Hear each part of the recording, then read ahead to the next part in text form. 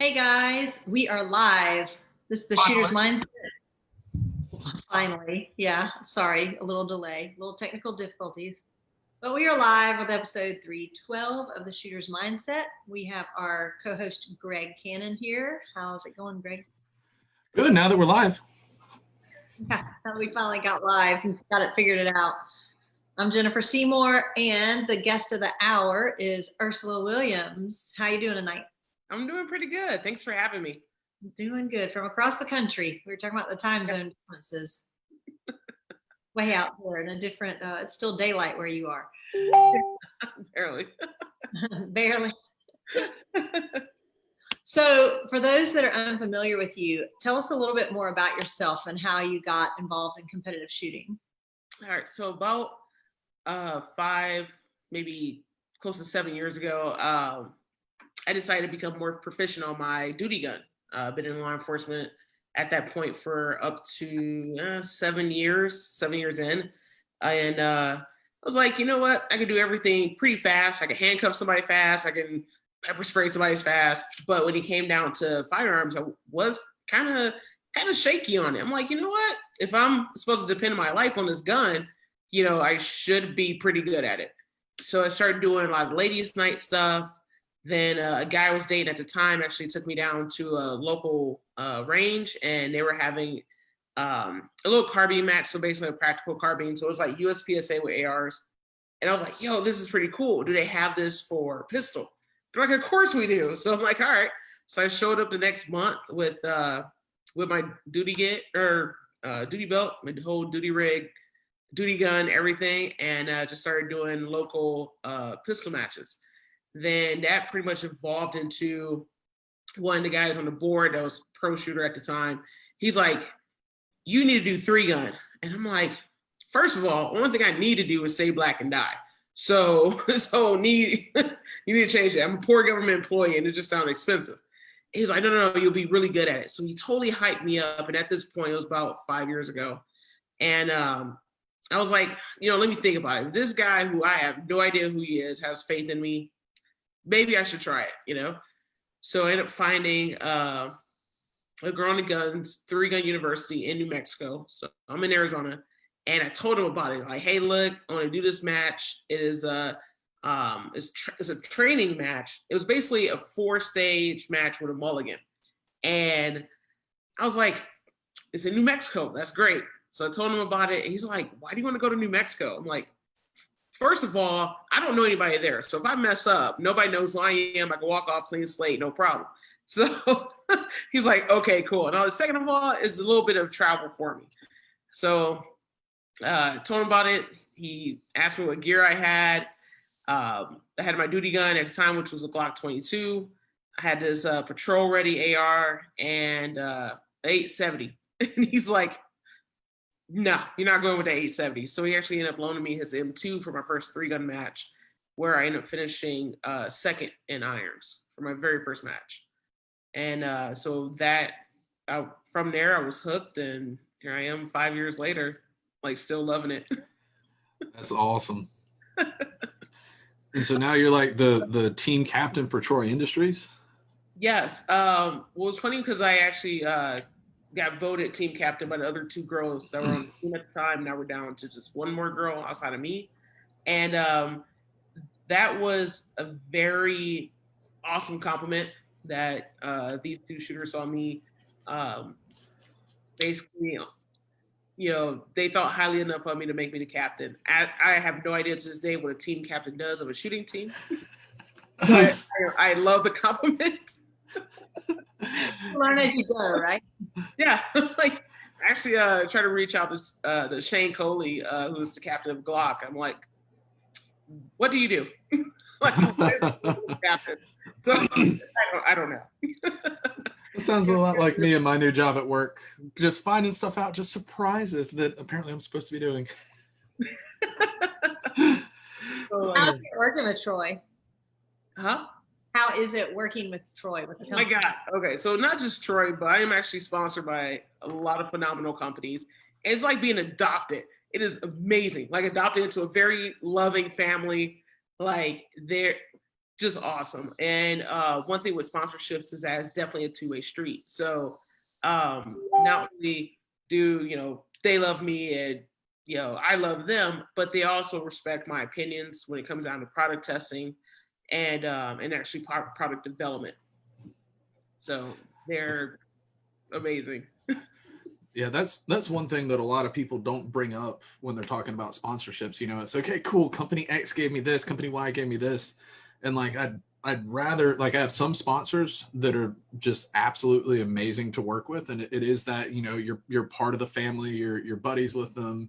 Yeah, you get deals, you get stuff, but like being able to pick up your phone and be like, hey, person that designs this, listen, like I love it, but you want to try it this way and if it's a little bit better, and just being able to have the that real relationship really helps a lot.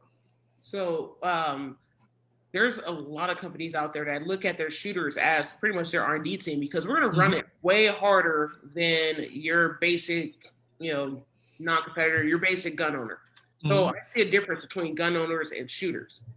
So being a shooter, you're actually going to go through a lot of rounds, going to go through a lot of time on that gun in a short amount of time compared to your gun owners. So we're actually able to find and detect and also troubleshoot any problems that may come up with whatever product. With product development, Troy did this awesome thing where they actually made their M4 PCC. So a lot of people don't know Troy just doesn't do handguards and sights. They've actually been doing full builds since 2003. But that's kind of where they got their start at, was with doing accessories. So with their PCC, they sent the entire team PCCs, and they're like, modify these so how you will make these competition ready, and tell us, what you did. So wherever it was, changing out the buffer system, triggers, anything that we think that would make it better. We emailed them back a list of everything, videos, photos, whatever stuff that we did. They took all that in consideration for their Gen 2 version of it, which they decided to put on a last round bolt lock back, which some other companies do, like, quarter circle 10 and things like that. But there's a lot of PCCs on the market that don't do that at all. And that's just frustrating. Because one of the best things about specifically an AR-based PCC is there's no relearning. I mean, obviously it's not exactly the same as your 223 you've been shooting 3-gun with, right, but you should be able to follow your same instincts. And the bolt forward does not indicate that your magazine's empty. No.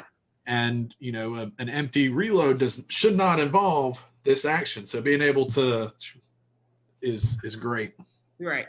And, but on the flip side of that, because I love playing devil's advocate when it comes down to competition stuff, if you go in a PCC match, like serious top PCC, level shooters, they're not doing empty gun reloads anyways. They're not. So I think that's more of like the OCD side of me thing. That, like, if it looks like an AR, it should work like an AR. True. Just because I'm not the smartest person. And so, like, trying to remember, like, oh no, this is the one with the short ones. If it ends up empty, I have to do this. I think I'd struggle with guns so similar and feeling so the same with different manual of arms. Right. So I think that's a huge plus. No, it's definitely a plus. But like both, actually, I would say both. Basically, all of my gas guns are pretty much set up the same. Same sight, same trigger, same optic. Companies, mainly optics when it comes down to reticles and stuff like that. I do like having those similarities. So being able to do that, with Troy is amazing. What new products do they have this year? They're working on their 2021 line. A lot of stuff they do have that a lot of people don't know they have are like scope mounts. They have a whole bunch of slings, hand stops, grips. Their Squid grips are one of the coolest things that I absolutely love. And I wish I would have thought about that ahead of time so I can actually show you what Squid grips are. I'm have to hop up and go grab something. I'll be right back. And don't make fun of my Wonder Woman underwear. Or not underwear, but my pajama pants. I was going to say, woo! A family show. Oh, no comment. No comment. We were just talking about SHOT Show and what companies have anything new coming out this year, and I don't think any of us know of anything really new coming out. No, because everybody is still working on all those orders from SHOT Show this year, dealing with disrupted supply chains. So they're still trying to push all that out. So innovation, if it's something to do something a little bit better, it's still going to be a small tweak that I've noticed, but nothing that's like, oh my God, this is the newest thing and coolest thing since sliced bread. You know, but these right here are the Troy Squid grips. Ooh, They those have, are cool. yeah. So they're rubber. It's my they're really cool pistol, which I actually ended up taking the dot off of it for a new dot. But anywho beans. So basically, nice rubber pieces. Ooh, I like that. Yeah. So the cool thing about those is that not only do they prevent your hands from getting hot, but because they're rubber, if you're shooting off at any barricades or anything like that, it provides great friction for barricades. So I've been running these for a couple years now. This is like my first set of M-locks. So even because these are M-lock, came off of that pistol, I can put on this CSAS behind me. But the Squid grips actually started as circle pattern for their Alpha and their Revolution handguards. I've seen those. Mm-hmm. And those are dope. Mm-hmm. They've saved me a lot on barricades, a lot of time when it comes out of barricade shooting. Yeah, that would be nice. I remember I kind of fell into PRS and never really went back to anything else because came from the 3-gun and the USPSA, but I was convinced to go and shoot a carbine match, and I hadn't shot anything besides for PRS for probably about a year at that point. And it's like my style of shooting changed completely, and it was like, oh, this is a long target, and figure out this is how I brace on it, because from the PRS shooting I figured it out. But something like that would be awesome because I wasn't like carrying my game changer with me. Right. But I did do a little bit of bipod shooting, a little bit of supported shooting off of some of the props in the barricades, and it saved me monstrous amounts of time. Actually, it was really fun. So because I have shot PRS, I was actually doing both PRS and 3-gun at the same time until the demand, and also I would say sponsor demand kind of pushed me, and personal as well, pushed me a little more to 3-gun. But I love shooting PRS because shooting PRS also make you a better 3-gunner. I'm sorry. So my younger brother, who was at said match with me, there was a stage where we were at VIR and we were up in a tower and we were shooting like a plate rack. And his comment is, he shot the crap out of that handrail too. I'm not used to a 16-inch barrel, so I propped up on the corner of a handrail shooting out of this tower. I'm like, and also I was also, so it's really weird to hear 3-gunners say this, but I was shooting out a barrel in my AR at the time, and my bullets were doing this. Uh-huh. So I thought that's what was happening at this point in time. No, there was a nice little V groove in the corner of that handrail by the end of that stage. Thank you for the reminder, Christopher. And sorry for interrupting. Continue. But doing PRS actually taught me how to get into positions a hell of a lot faster than 3-gun had, and also how to watch for my misses, make those second shot corrections, and know my dope. Mm-hmm. So you will learn that in PRS. So with 3-gun and a lot of matches, pushing the limits on rifle shooting, a lot of rifle distance, all that helps me. So if it's a long range stage, good chance I'm gonna rock it. So and I totally give all that to the Arizona PRS community down here. So yeah, it's hard to do both, I think. It is. It absolutely is. PRS and 3-gun, just time and money. I mean, like you said, it was some sponsor pulling you and some personal. It's hard to do both. I don't know that anybody really does both and does them both well. So right. But I also do USPSA. I do USPSA for pistol practice for 3-gun.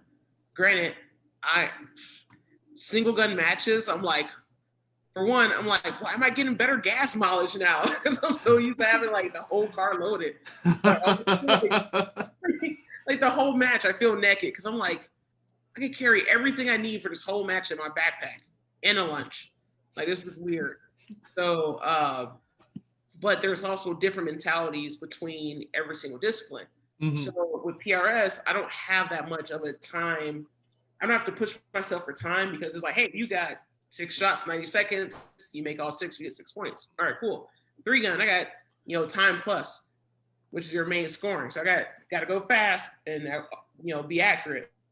USPSA kind of have to do both, but things I can't game it like 3 gunners. I got to focus on accuracy. So by having all those different mindsets pretty much intertwined, it's a new challenge for me to find a happy medium. Mm-hmm. That was one of the biggest issues for me getting into the sport is yeah, move it. I can move it really fast. I should move it really fast. Yeah. I got yelled at so much at my first match for that. It's like, follow through. Just pull and wait. I'm like, but I got to get ready for the next one. I was like, you can't move fast enough, can you? Yep. So a shooter down here actually kind of started training with, he said, instead of slowing down, just be more deliberate. So that actually helped me a lot when it come down to a lot of my pistol stuff. Because I'm so used to like shooting between 2 sticks for 3 gun. But for USPSA, it's like, nope, I need to be more deliberate. I need to get those A's on hits, especially since I'm running limited minor, which is probably one of the hardest divisions in USPSA. Because did that for a long time. Yeah.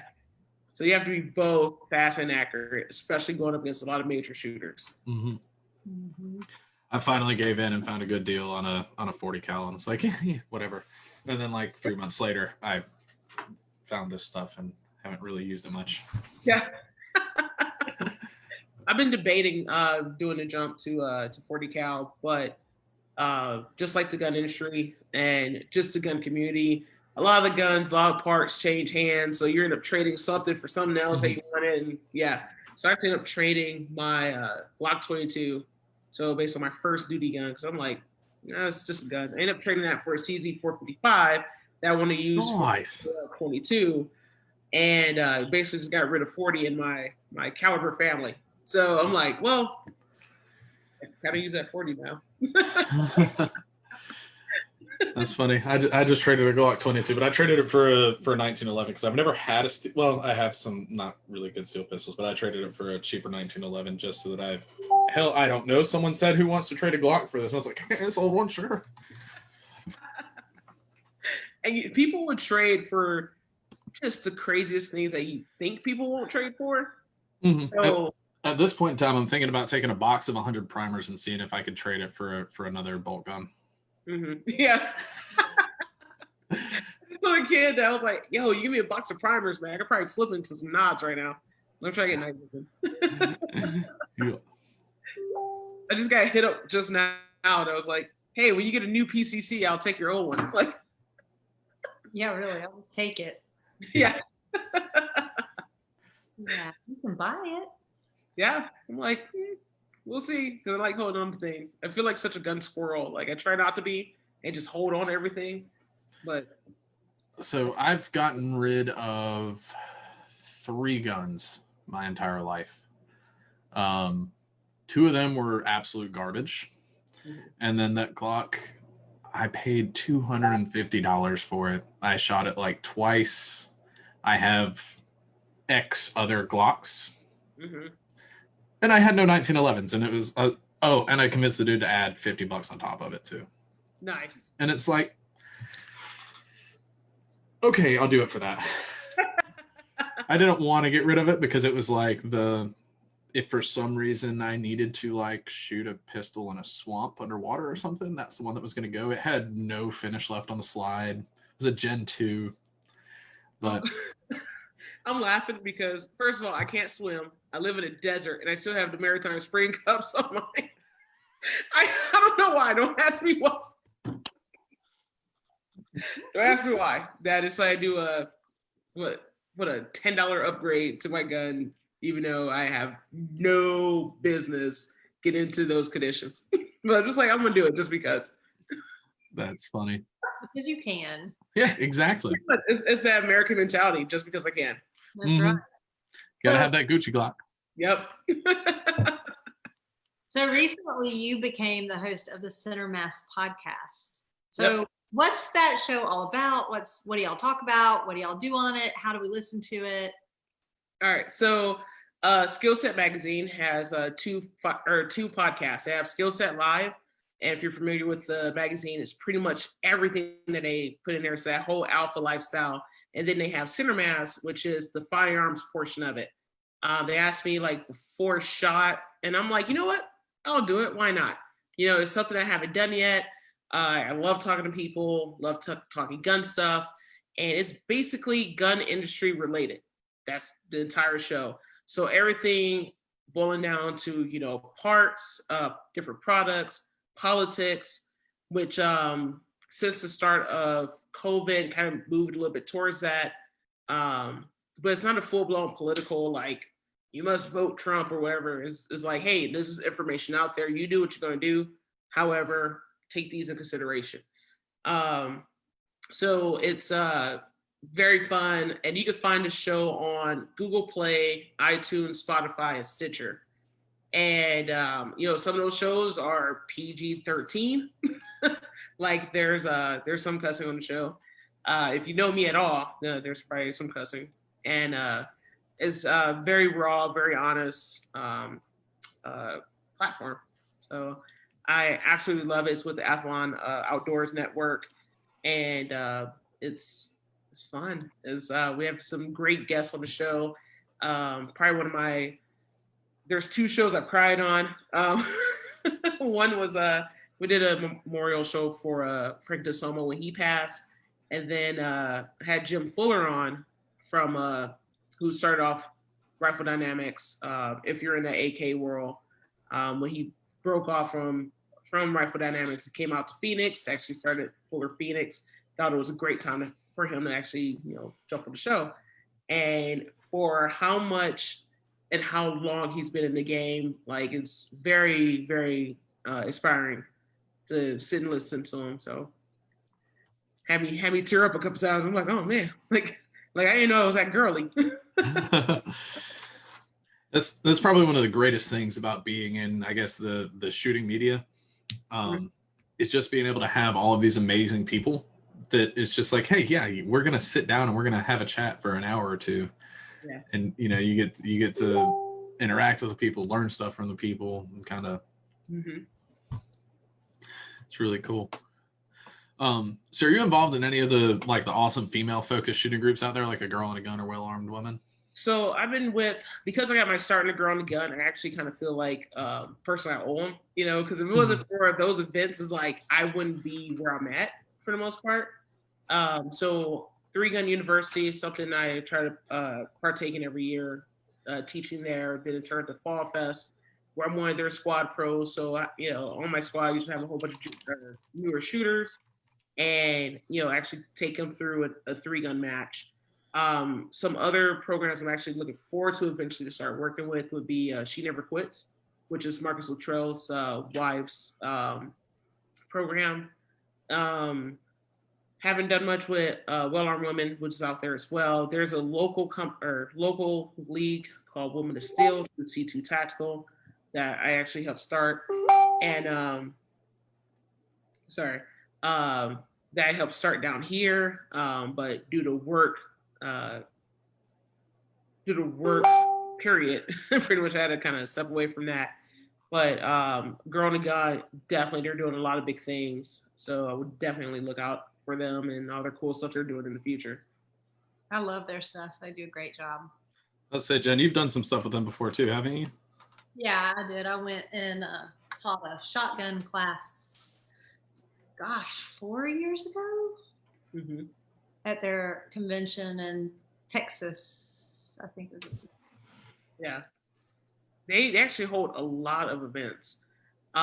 There's another one floating around, Shoot Like a Girl, is out there. Haven't done anything with them yet, but I just want to get more responsible female gun ownership and actually get them fitted with the actual right guns.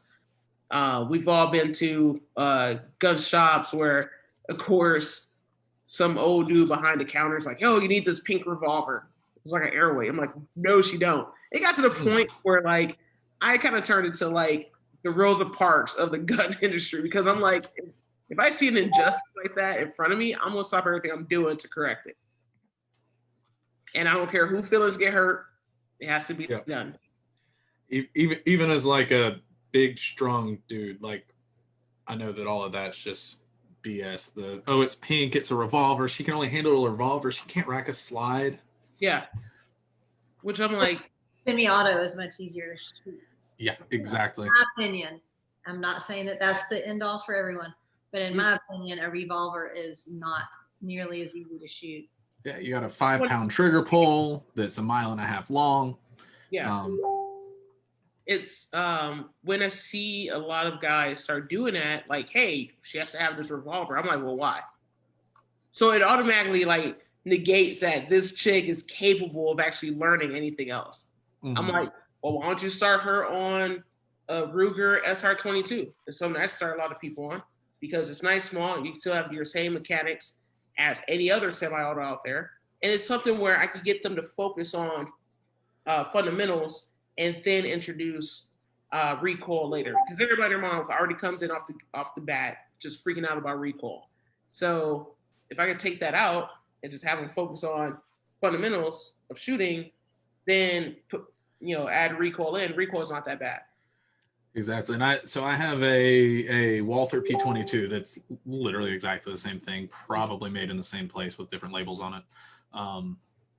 And it's not a real accurate gun. It's nothing, but it's a super easy, super fun gun to shoot. That's great for like a first trip to the range. Mm-hmm. For a lot of new shooters, specifically, smaller female, because being the gun guy at work, everybody comes to me, oh, I'm getting my daughter her first gun. I'm getting my first gun. What do I get? And the gun I say the most often is have you shot the new Smith & Wesson Shield EZ? Mm-hmm. Yep. I got one of those for my mom who's struggled with, arthritis and being able to rack the slide and everything. And she absolutely loves it. So I actually recommend that as well, mainly because not only is it easier to manipulate, but it promotes having a strong grip. Because if you don't, if you don't press that backstrap grip, it's not going to go off. So it promotes that. Like I also get asked that a lot when a lot of people are like, "Hey, I want to buy my wife a gun. What should I get her?" And I was like, that's like me recommending a tampon to your wife. Like I don't know her. I don't know what's going to work for her. like she needs to try. Like she needs to try everything out there to see what works. It is what it is. So I don't think I've ever seen Cannon that red. 1 second, I don't even know where he's at. That one. Well then. Hey, do we have any lives, Greg?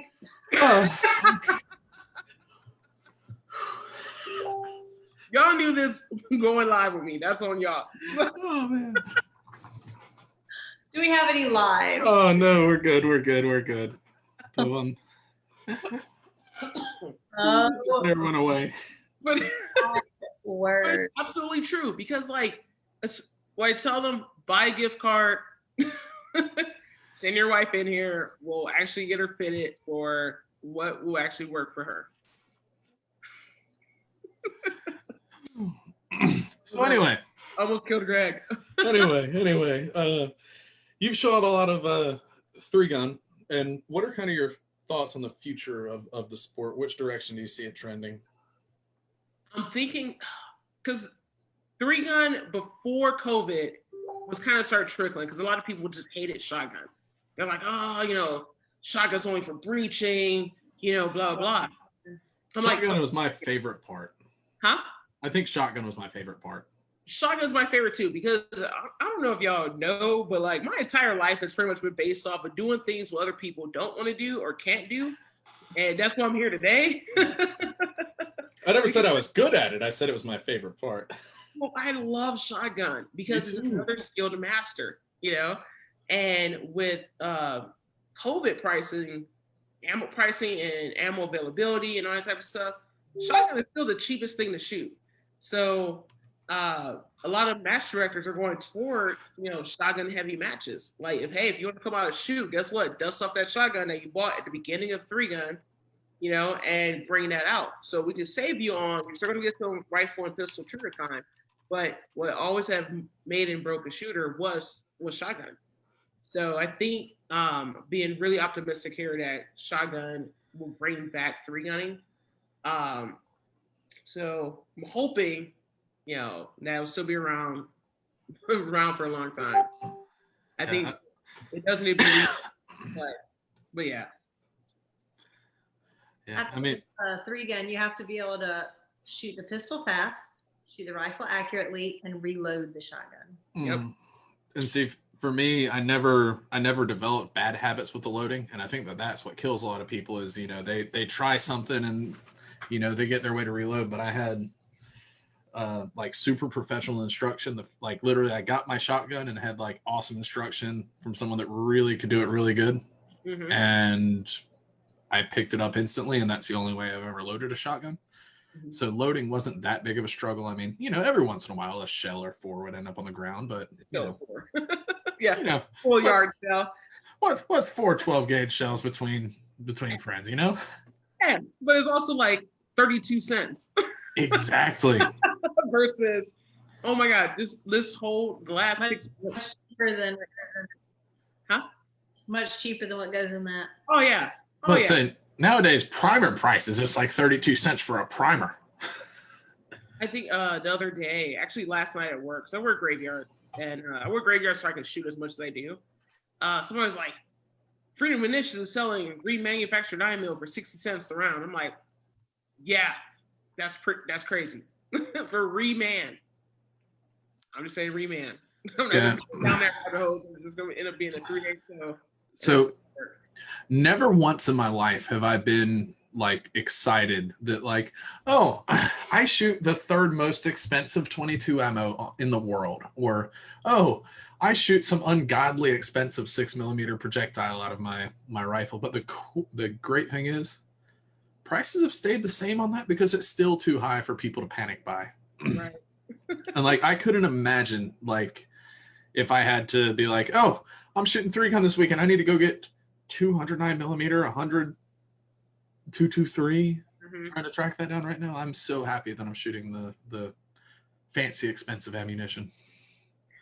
See, but things like it's, to me, it's still a flex. So like my friends down here, we decided to shoot a match, and we all agreed. We're like, hey, let's just whip out our AR-10s. Let's shoot heavy. So that was a flex and a half. Like if there was any flex in my life, that was it. Especially when it was like a standard. It was a black rifle match, and pretty much it's like USPSA with a little bit of long range in it. And like we were having like $30 stages. I'm like, I feel like a baller right now, just a little bit. And even if this gun gets stolen, you know how much it's going to cost to shoot it? Yeah. So. I mean, honestly, with some of the 223 prices I've seen recently, that might be the poor man's solution to shoot 308.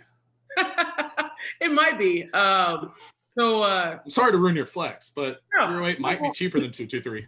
I'm still a poor government employee. Look, the only reason I can shoot this stuff, I started getting hazard pay, but because of COVID. One thing I do like is Sportsman's Warehouse. They have both 7.62 by 5.1 and also 308, and they have a 2-box per caliber limit. I'm like, all right. So I walk up to the counter with 2 boxes of 5.1 and 2 boxes of 308, and they're like, cool, all right, check me out, no problem. I'm like, it's the same thing, but all right. So a guy that was in the line behind me was chuckling as I was checking out. He was like, yeah, the 2 box per caliber limit. I'm like, yeah, I know, right? Swipe my card. I'm like, I'll be back later and do this again. So, but it's 308 is fun. 308, especially in the 16-inch barrel, is definitely like riding a bull. But it's one of those things. I like mastering things that other people won't. Mm-hmm. It's fun being just a little bit different. Just a little bit, yeah. Bolt gun, hell of a lot different. But gas gun, especially, I'm like, I'm gonna spend more time with this. Yeah. Civil unrest. Yeah. Mm-hmm. Like, why not? All right, I think we need to hit this corner. All right. So go ahead, Cannon. I'll let you start. All right. I have the code Mindset10 in all caps. It'll save you 10% off of Phone Scope products. It's a great product for training or just like looking super lit for the Instagrams. You can make some real sweet videos off of that. All right. Oh, I have this whole list of codes here, which I would totally post up on my Instagram, which is Ursula.308 or Center Mass Podcast 2. And I have Ursula 2020, which is 15% off of Troy Industries, or you go to worldoftroy.com. The same code for Henning Group, which do face pads for all the things. UW25, which is 25% off of UM Tactical, which is dope. That's the break that I run, or the comp that I run on basically all my AR competition. Center Mass is for Epic Eyewear, which the sunglasses that you see me rock pretty much everywhere, because I feel a hell of a lot better possibly losing, $30 glasses that look good and actually protect my eyes than the $200 Oakleys I used to rock. And I'm like, man, if I lose these, I'm not getting another pair, Ursula.308 for 15% off at We Plead the Second, which is all the Kydex that I run, and Ursula 10 for 10% off of Tough Products. They do a lot of nylon gear. So the speed belt I've been running for years. I have yet to tear up. Got that from them like legit years ago, and I've not been able to break it. So they make very quality gear, US made stuff. So, and I'll actually post that up on my page as well, because that's a lot. And everybody's probably like fast forward through all of that just now. Or at least going to do it later. So Not you rewinding to get the codes. Write them down. So another company, not company, but program that I have been working with is Tony Simon. If I don't know if you ever know him, is that huge dude from New Jersey. And he actually runs The Second is for Everyone. So his thing is getting new gun ownership, and he's actually been working out in New Jersey and Philly since COVID started to get more gun owners. Because once you get a new gun owner and they see the value of firearms, then they're actually going to end up voting that way. Like, you know what? The police can't protect me. I need to make sure I can. So that's been going on in my day since I came back for a couple matches. So my discounts are carbonarms.us. You can get 10% off with TSM10, and you can get 10% off of Under Industries on awesome jerseys. They're veteran owned, do great jerseys, hoodies, arm sleeves, all that stuff. Just go to their Facebook page and mention the Shooter's Mindset, and you can get 10% off there. I thought it was still coats. My bad. Huh? I'm like, oh, my bad. I went off on a tangent there. I'm like, oh, we're still on codes. My bad. Let me get my codes in now. That's fine. Our show runs on tangents. It'd be about 3 minutes long if we just went down the outline and just answered everything directly. Yeah. Oh my God. So you're with the DC project. So tell us a little bit about that organization and what they're doing to help protect our rights, and what's going on with COVID with it. Is it still gonna, are y'all still able to be active with COVID? So in response to COVID, the DC project started to change their focus since we weren't able to go to DC this year. This would have been my first year going to DC. Actually start on a local level, so the people who can go to DC, so a lot of the representatives from your state, they know how you feel. So I've been talking to a lot of our representatives here, finding out, who are your representatives, who's on the legislation, and how they stand, especially right now, for Second Amendment in whatever state that you live in. The goal has always been to have at least one woman from every state participating and being a part of the DC project, because at any time your rights can be gone. And we've seen this with the whole COVID thing. So there's companies that will blatantly discriminate against people with medical issues who are possibly unable to wear a mask. And last time I checked, that's a ADA violation. So just to show people how fast that your rights can be gone. So that's why it's very important to stay up on your state representatives on your gun rights and any other rights that are important, which all of them are. So DC project, hopefully to go back to DC next year, but as of now, we're focusing on our individual states. So. Are y'all able to get into the state houses? No, a lot of the stuff down here, especially in Arizona, is still virtual. So, which I'm like, virtually reach out. Yeah, but there's some that are like, hey, you have to wear a mask, come to the office. I'm like, I gotta wear. Can we just go outside and just stand 6 feet apart? That make you feel better, so I don't have to wear a mask? Because they're dumb, and my face is physically large, and my ears always hurt. So, and they're like, okay. Oh my god, this COVID thing is pretty crazy. So. It is definitely crazy. Mm-hmm. Mm-hmm. Oh yeah. Even shooting, there are some ranges that are like, especially if they're like state ran, some of them are like, yeah, you got to wear a mask. I'm like, why do I have to wear a mask outside? Well beyond 6 feet away from people because I'm shooting a gun with a loud count. Yeah. I'm not wearing a mask. That's why the private ranges out here have been popping. Like shout out to all the private ranges out there, especially in Arizona, that they're like, hey, you do what you want to do for your health. They actually put the ball in your court. If you want to wear a mask, that's you. Nobody's going to do it. That's like our local ranges here, Shooters and Sharpshooters of Augusta. During there was a time when our area was pretty hot. And they just moved the shooting benches further away, and you were outside, and you did what you wanted to do. But they gave you the ability to be far away from each other if that's what you wanted. Mm-hmm. And it was just real nice. Yeah.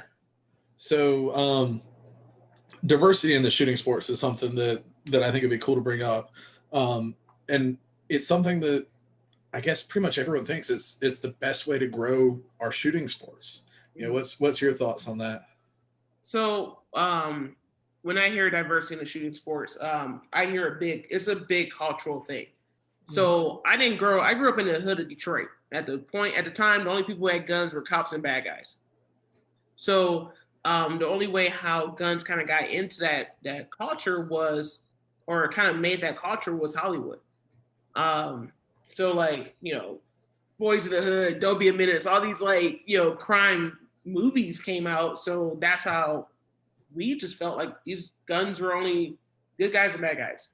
So it wasn't like your basic household had a gun, and it wasn't like your dinner table conversation. When I got around 11 years old, that's when I found out there was actually a gun in the house. But also growing up in a Black household, you didn't touch anything that wasn't yours. So it was like, hey, I think that's a gun. I am not going to touch that because it is not mine. Like, I didn't know anything else. There wasn't gun safety culture or any of that. It was just like, don't get your ass whipped by your parents because you did something that you weren't supposed to do. Like, just leave it alone. And then 1 year for New Year's Eve, it was a sawed-off shotgun that my dad had. Went outside, shot in the air. That was New Year's Eve. And I was 11. Completely illegal. So when I became an NRA instructor, fast forward like 20 years later, I called my dad. I'm like, bro, that was so illegal. He's like, it was father-daughter time. I'm like, all right.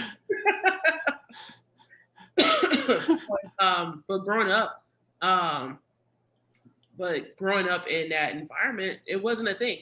Guns was not part of the culture. So if you look at a lot of my white friends, or better yet, like a lot of the junior shooters out there, they're all predominantly, actually, no, they're all white. They're all white.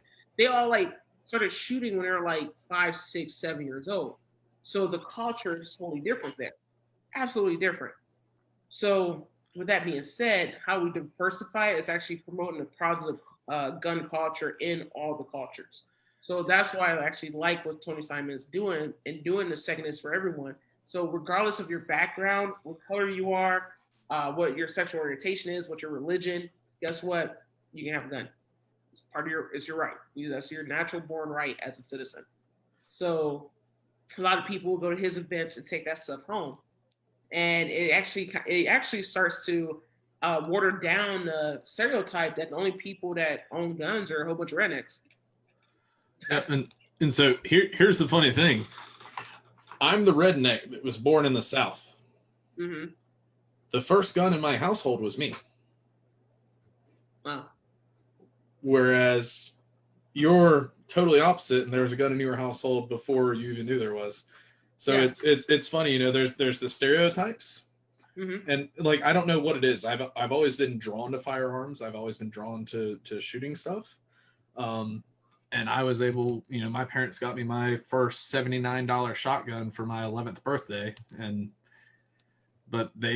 so my family, I'm going to admit this in public.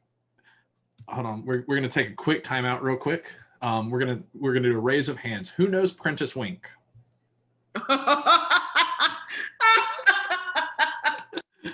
Everybody say hi, P Winky. Hi, P Winky. Hi, P Winky. It's been a while since I've seen him actually, because he does all the PRS things. He cracks me up. Oh my god. Oh my god. Oh. Post a crazy picture on the way to a match. He will call you. Yeah, it's like literally I'm in the passenger seat and post the picture, and like 18 seconds later the phone's ringing. Mm-hmm. Yeah. So I was on my way to on the way to a match a couple weeks ago with this really mean lady, and I drank all my water, and the water was in the very back of the car, and I was like, "Oh, I'm so thirsty. I need to hydrate before a match. I need to get some of that water for my health." She's like, "We're not stopping. We're not pulling over. You can't get it." And so I texted. You were 45 minutes down the road. And I was Of thirsty. a 7.5-hour drive. Mm-hmm. I know. 45 minutes, he had drank an entire bottle of water. He was not going to die. I was going to die. So I texted the car behind us, or actually I texted everybody in our little convoy, and was like, "Guys, this mean lady won't let me get the water out of the back. I'm so thirsty." Then here comes a little Ford Ranger flying up in front of us and comes around and comes to the passenger side, and he passed me a bottle of water. It was glorious. Wow, we were going 75 miles an hour down there. That's shooters for you. Mm-hmm. I don't know Great if you've people. seen it floating around on my page, the biscuit challenge. You got biscuits? I love biscuits. Yeah, so these are Cracker Barrel biscuits. Oh, snap it. So I call it the greatest second shot correction of my life. So another buddy, he was trying to go for the longest Facebook Live video in the 3-gun world. And this was probably about hour 3 in. So my buddy Cindy Coker jumped in, and we jumped in on it. And he's like, on the show, or his video, he's like, "Man, I'm really hungry." I'm like, "Yo, we got some Cracker Barrel biscuits. We're in the car on the way to Rockcastle." And I'm like, I think, you know what? I'll throw you a biscuit. And we're on the freeway doing about 65, 70 miles per hour. So I threw the first one, didn't hold that much for wind, went to the back window. So the second one, for a little bit, didn't hold that much for wind. The second one, I hit my buddy in the face of his truck. And it's still on Facebook. It's like a 10-minute video. And it is freaking just epic. Absolutely epic. So we're on this poor little freeway outside of Rockcastle. So that will always have a spot in my heart. Cracker Barrel biscuits and Todd Maker. That was really fun. All right, guys, we got a live question, important live question. Prentice Wink said, "I like biscuits." That is not a question. That's a statement. I'm sorry. I'm sorry.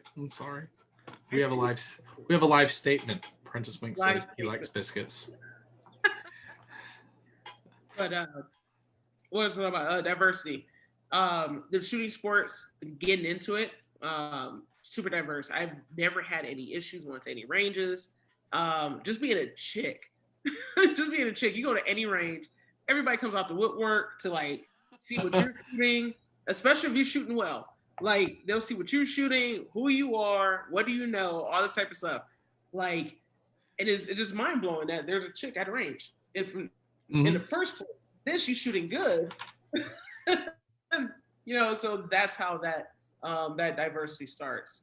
I don't think there needs to be anything special done for different groups or different demographics, but basically just getting out there and kind of do what we've been doing, as a community, is actually be, super open and super welcoming. I tell people even on my show that shooters are the biggest drug dealers known to man, because it's like, hey, you wanna shoot this new, Staccato XL? Cool. Hey, you know what? Here's some ammo. Here's whole mag. Oh, don't worry about the ammo crisis. Here, mag dump. Go ahead. Like that's what shooters do. Mm-hmm. Guess what? Next thing you know, they're already hooked. It's this particular model is $3,800. So they're already hooked onto the gun. They're already hooked into shooting, and they want to do more of it. So what they're going to do? They're going to go home. They're going to tell their friends. They're going to start researching these guns, researching matches, researching the entire community that's local to them, and then they're going to fall down that rabbit hole. So that's how you start to diversify something that's never really had diversity. Yeah, that's probably the, I like I've said before, I love shooting. Like it's something I've always I've always enjoyed. It makes me happy. It makes everything in life good. But like, I'm not a super social person. I'm not a super friendly person. I'm kind of like an old, like, what's the word? Grinch. But like you get around shooting people and everybody's so nice, so welcoming. You see all the time people online, they're like, no, I'm thinking about shooting my match. My first match, what do I have to do? And everyone's like, literally like, grab your shit and go to a match and then tell the match director it's your first time. And that's all you got to do. Yep. Because everybody out there is so welcoming. You got doctors and lawyers, and then you have mechanics and landscapers and everything in between. And, you got people of all races, all sexes, all religions, but nobody cares. Everybody's just there to shoot. Nobody cares about, your social status, your race, your sex, anything like that. And it's just a great welcoming community. And I tell people, nobody cares. They just care that you can shoot.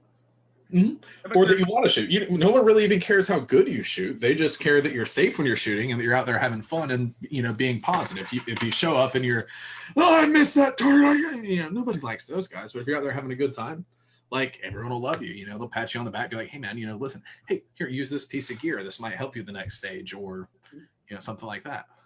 Like I've actually sat out on my own match, just to have another shooter shoot the match because they were down gear. So I was like, what gun do you have? They're like, oh, I got a Glock 34. I'm like, oh, hold up. Here's a right-handed holster for a Glock 34. Mm-hmm. You need a belt too? Here's my belt. You need caddies? Here you go. What else you need? And I've set out my own match. And when I also feed it into the whole drug dealer thing, if it's your first match, or mainly, if it's your first match is on me. Like I'll pay for your first match. Mm-hmm. So, and they're, what? I'm like, yeah, your first one's free, man. After that, you got to pay. So, but they come out and they're hooked. They're absolutely hooked. They end up signing up for a membership into the club. And then they're out there every month, not only just shooting my match, but other matches as well that the club offers. So it's definitely a good way to bring people in, mm-hmm. and actually move away from a lot of stereotypes that people think, especially people of color. That's like, oh, only white people do that. I'm like, no, definitely not. Definitely not. Yeah, believe it or not. And I like also branching out into other disciplines to make me better at 3-gun. Like I like going out doing sporting clays, which totally cracks people up because I'll do it with either over/under or I'll do it with my 3-gun shotgun, which has a plus 12 tube on it, and you can only load shells at a time. And I'm like, well, I'm just doing this for practice. So I get a lot of the main demographics, especially in sporting clays, trap and skeet, which are usually older white dudes, and they're like, what is that gun? I'm like, oh, it's Benelli M2, and now I have a education opportunity here. Yeah. So we have a local to us. We're in Augusta, Georgia. the home of the Masters or Augusta National. And there was a guy that asked to get into the Augusta National, which is very frowned upon. So they said no. So he took his millions of dollars and built another like amazing golf facility called Sage Valley. And he has a sporting clays course out there. And it's the fanciest place you've ever been. And it's probably 4 years ago at this point. Somebody through work, or I think it was work itself, bought, it's like $1,000 for 4 people to go and shoot this day of sporting clays. And, it's doctors and lawyers and, everybody with these $20,000 shotguns. The parking lot was full of Mercedes and BMWs. And I'm like, I like guns. I got a shotgun. I'll go be one of those 4 people. So I show up with my Stoger M3000 with the 12-round tube. My 05 Toyota parked right there between like a G-Wagon and an i8. You're like, it's safe. I don't care. It was that was a fun experience. I've never had like a butler serve me while I was shooting before. Spend a lot of money on shotguns. Mm-hmm. They do, but things like, and I like using that example of when I show up to do sporting clays and I use my 3-gun shotgun, my M2. I know my chokes, so I'm out there killing it.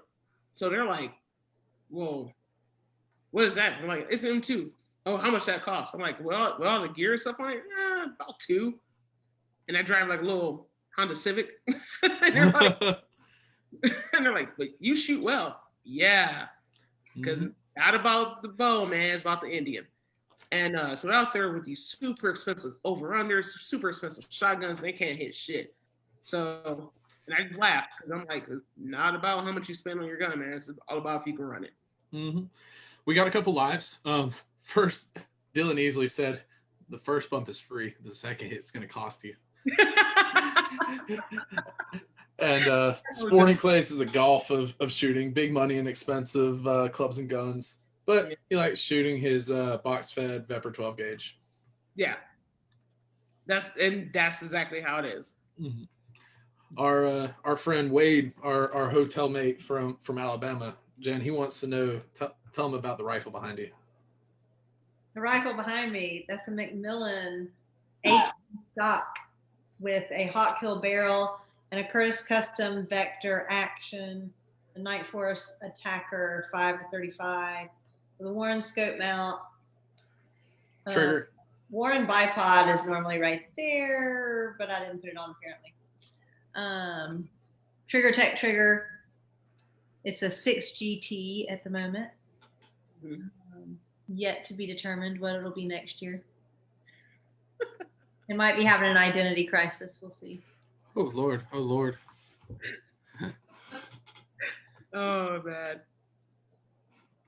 I feel like the odd one with my gas gun back there. It's okay. It's okay. Gas guns are still fun. You can still shoot stuff far away. What gas gun is behind you, by the way?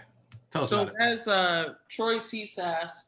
So it is CSAS stands for Compact Semi-Automatic Sniper System. Basically, I was like, what? It's a souped-up AR-10? I'll take it. So pretty much it's running Vortex glass. That's the Viper PST. That's their new Gen 2 3-9 on it. What's fancy about it? Running an Elfman trigger, Atlas bipod.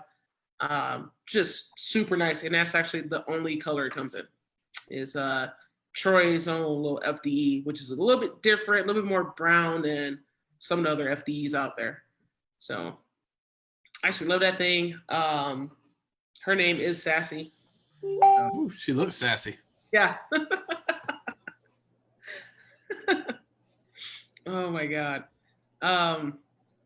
So gun wise, so what are you running? In that All right. So this beautiful creation behind me here, it is an amazing PDC custom chassis. This is actually a prototype chassis, but it's real similar to their Gen 5C chassis. It has a Curtis Custom Axiom action in it with a Hawk Hill barrel, chambered by Spartan Precision rifles. Warren bipod here, Warren scope mount here. This beautiful Vortex Razor. Gen 2, thanks Ryan Hay. It's amazing. And a Trigger Tech Diamond Trigger. Nice. Because I have a Gen 4 PDC custom.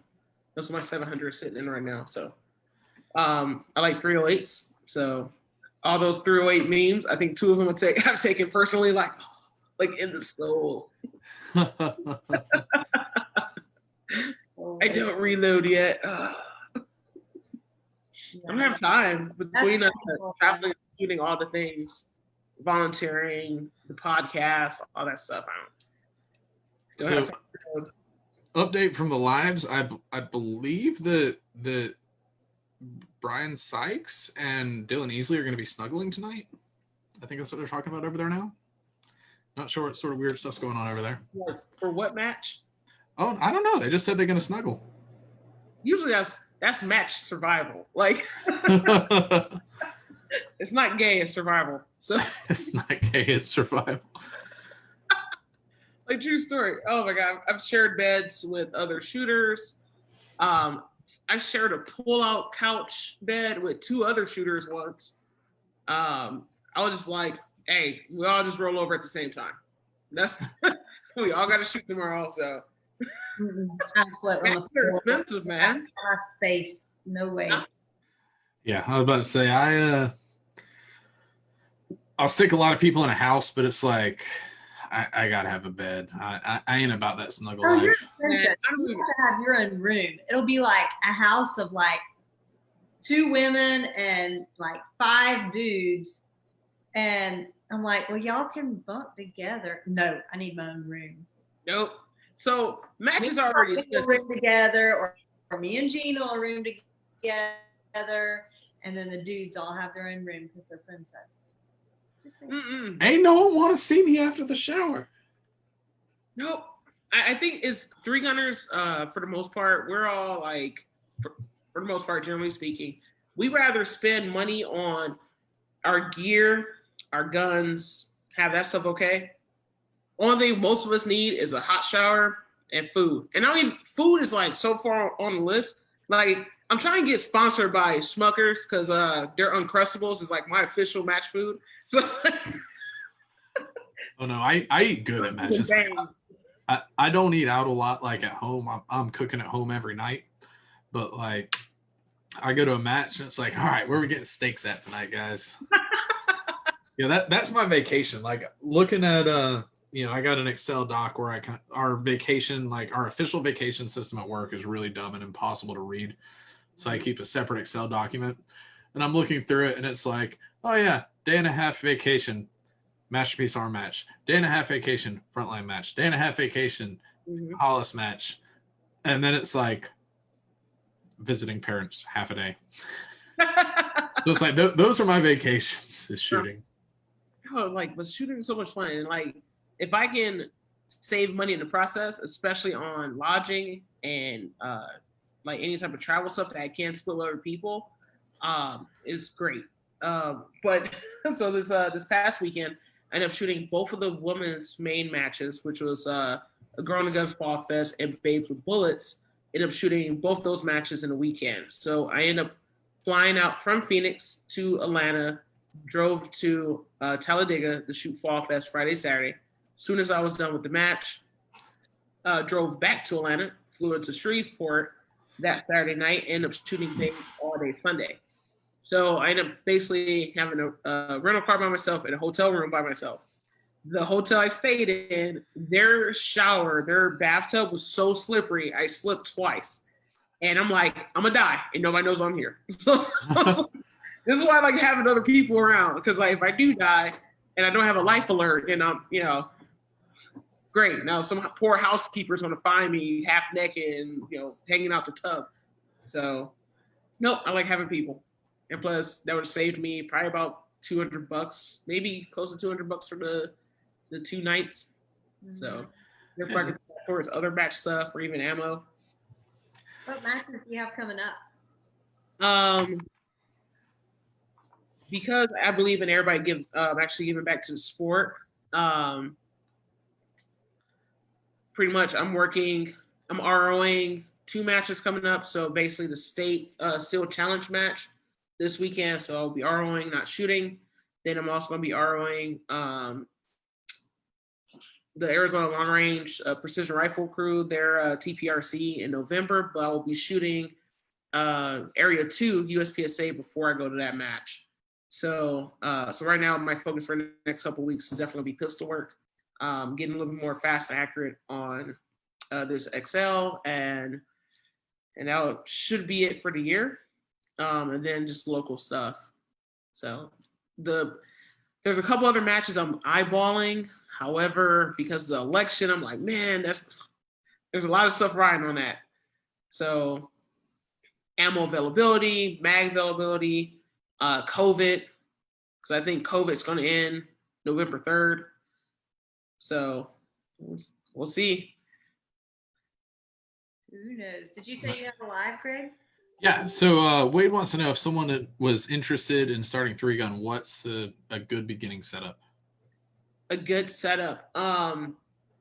So because like I said, shooters are drug dealers. Find a local 3-gun match and kind of see everything out there.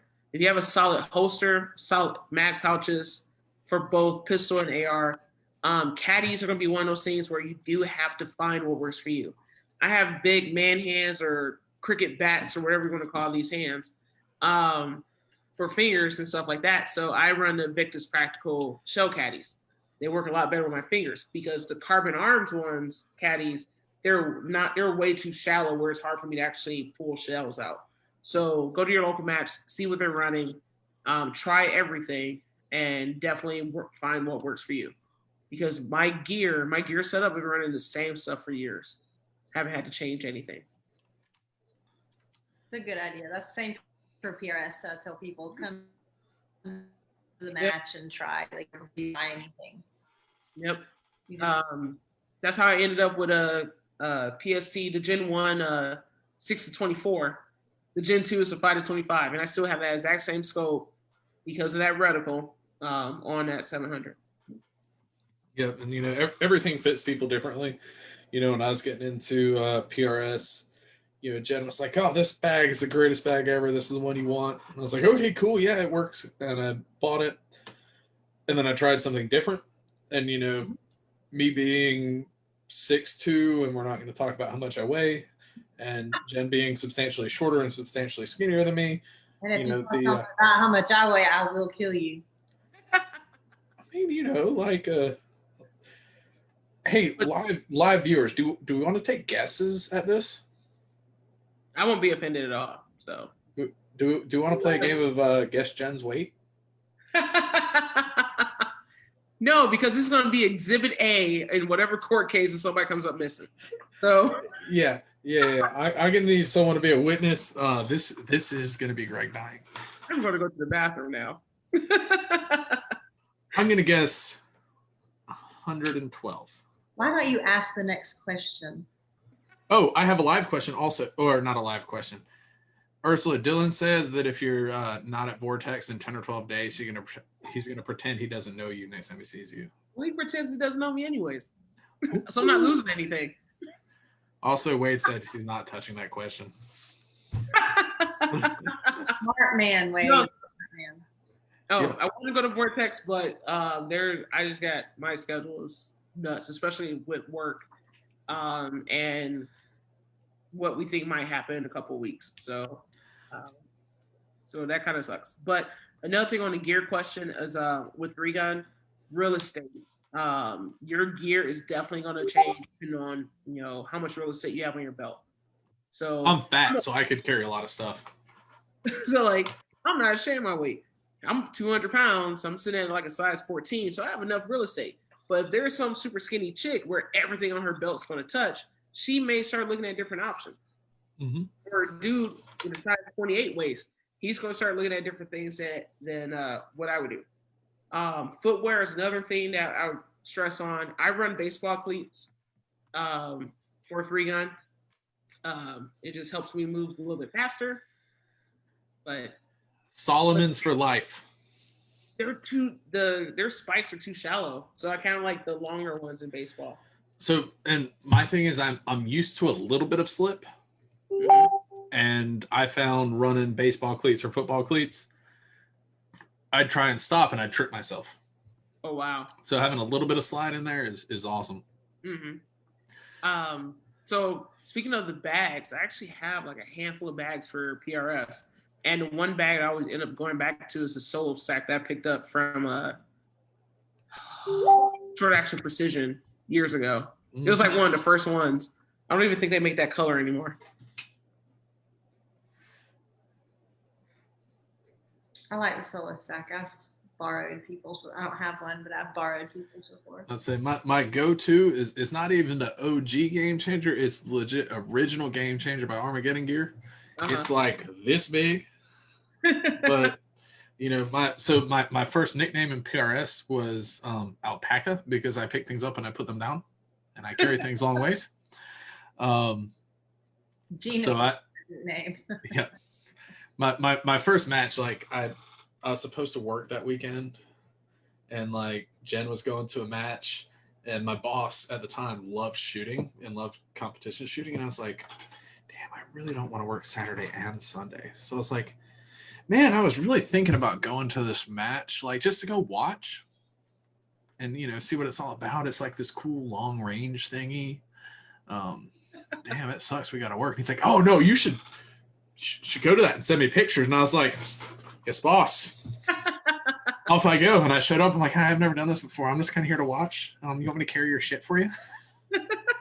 It was an awesome weekend, and obviously it worked. I'm hooked now. Right. So I'm glad I'm like the only gun person at work. So last night at work, I was working our dispatch, and first shift supervisor came in, and he came into the office I was in like it was a confession, like a confessional. He's all like, I just bought a Ruger American from Sportsman's just because I could. I'm like, that's like everyday lunch conversation at work with me. No, We're like, I'll be sitting there and I'm, you know, deep into work, you know, I'm trying to write some code, blah, blah, blah. And I'll just hear like, oh, damn, I'm about to buy this. And I'm like, yeah. Canon, this is a good deal, right? And I'm like, what? Hold on, I'll send you a link. I'm about to buy this. Like the amount of gun sales, like I don't buy a lot of guns anymore because like, that's really expensive. Mm-hmm. Yeah. You know, back in the day of the $100 and $200 and $300 guns was amazing. I miss that satisfying my urges. We're not going to talk about how expensive that rifle was. Oh God. Yeah. Anyway, hey, have any of y'all catch the modern day Rifleman's Summit? No, I need to. It's the only time where I'm actually like sitting in one spot for a long period of time where I'm not shooting is pretty much at work. So it's really hard for me to actually catch that because I really want to see it. Let me check who's watching. Make sure nobody from work is watching. I don't think so.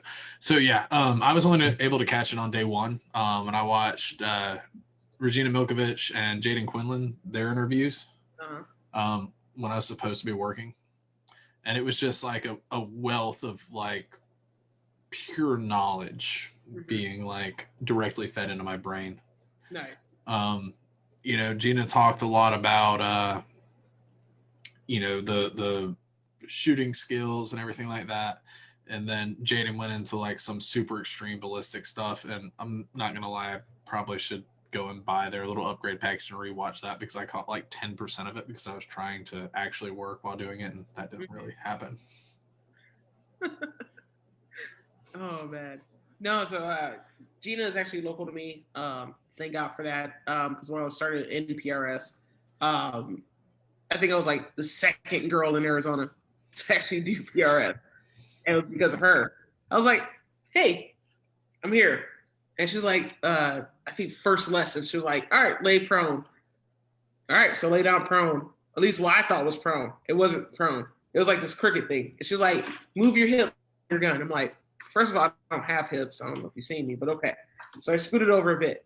So she actually, while I'm prone, she stepped over me, grabbed my pants by the belt, and moved me into the position. So I still at that till this day. That was like years ago. It's something to actually do to new shooters now, like lay prone. They don't, I move them. And I ask them, like, hey, are you okay with being touched? They're like, what the hell are you gonna do? I'm like, okay. So I move them. And they're like, oh, okay. So now they have that representation. They actually know, hey, your gun, your shoulder, your hip, inside thigh, here you go. So you're making a straight line kind of with your body. And that's exactly how it was explained to me. And that's another way you grow the sport is by passing on those little nuggets. So like, there's somebody who obviously has way better skill level than me. I sit there and I listen.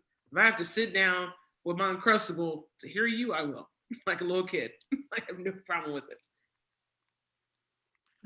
That's funny. Uncrustable. My Uncrustables. Let's see. There was one day that I was like, I want an easy snack to bring to this USPSA match. I was like, oh, I can get those little sandwiches that have the peanut butter and the jelly and they come wrapped. Like, that'd be perfect. I got so much shit for bringing Uncrustable to a match. Man, at three gun matches, everyone's like, yo, where'd you get that? Especially if it's like the Nutella ones or some of the other wild flavors out there. I'm like, where'd you get that? Where's the nearest grocery store? Because for a 3-day match, you can go buy a 10-pack, throw the whole 10-pack in the freezer, grab 2 or 3 a day, throw it in your pack. By the time it's lunch, they're thawed out. You're good to go. So they're the perfect snack. Just saying. Perfect snack. All right, how are we on live? We are good. You good on the lives? Yep. I think we're going to wrap this one down to shout outs then. Why don't you start us off, Greg? All right. I have GSL suppressors because one day when the ATF deems me worthy of possessing a muffler, I'm going to have a much more civilized rifle behind me. Shooters and Sharpshooters of Augusta, our local indoor and outdoor ranges, they still have ammo available. They still have benches kind of spread out a little bit, and they're open all the time. PDC Custom for the most beautiful rifle chassis known to man, available in the best color ever, lime green, as well as normal human colors. Phone scope, a really awesome training aid. Shooter's World Propellant, lots of people are talking about, I can't find powder, I can't find my bargain, I can't find this, I can't find that. I literally just go and drive to Shooters of Augusta, and they have a full case of Shooters World powders. And you can get it on Powder Valley, you can get it all over the place online. They have plenty. It works awesome. You should buy it because it's great. Hunter's HD Gold, because I am absolutely positively blind. I can't see anything, and I put on their glasses and I can see stuff. It's a great thing. And Vortec to keep this beauty behind me shooting substantially better than I have the ability to hold the rifle. Mm-hmm. How about you, Ursula? You got some shout outs? Yeah. All my sponsors are phenomenal. Troy, Staccato 2011, Staccato, people know him as STI. Start shooting with him this year. Absolutely amazing. Pistols totally changed my life. Vortex Optics, I've been with them forever. Mo Money Pawn Guns. So yes, a pawn shop, one of my sponsors. They're actually my ammo sponsor. And one thing I love about them is that they're actually physically located in a very diverse part of town, and it keeps me grounded and also keeps my gun knowledge expanding. So like with the clientele that goes in there, I can't talk to everybody about STIs and Wilsons and all that type of stuff, but hey, I need to know how a Taurus G2C shoots and all that type of stuff. So definitely like that spot, and actually teach CCW out of there. Tough Products, We Plead the Second, Tactical, and Elfman. So those would be my main shout outs. People I've been working with for years, and there's, like I said, phenomenal people, great representatives of the industry. Awesome.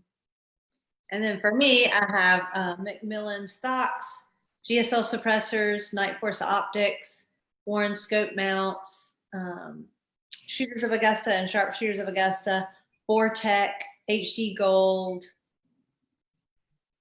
I think that's about all. And I just want to thank you, Ursula, for coming on for spending 2 hours of your Tuesday night with us doing the show. Right before I have to go to work. Oh, yeah. Yeah. It'll be all right. It'll be a good night. One thing I definitely want to say is that shop those who support you in the sports. Basically, before I buy anything, I'm looking at who support matches, who've been to matches. I even recommend people, even though I don't run any of their products, or if I just played with it but I don't own anything, I still support them. Like, I don't have a vision problem, but I promote 100 golds, especially for a lot of shooters that have prescription glasses. I'm trying to think who else out there. Ear Pro, ESPs, they sponsor matches. Love them.